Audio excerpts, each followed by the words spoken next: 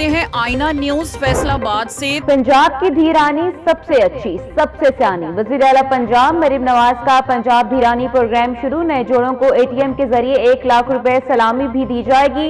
हर जोड़े के 20 मेहमानों को खाना भी पेश किया जाएगा। जोड़े को जरूरी फर्नीचर, बर्तन, कपड़े और दीगर रोजमर्रा इस्तेमाल की अशिया का तोहफा पेश किया जाएगा। इज्तिमाई शादियों के लिए पंजाब धीरानी प्रोग्राम के तहत दरख्वास्तों की वसूली शुरू।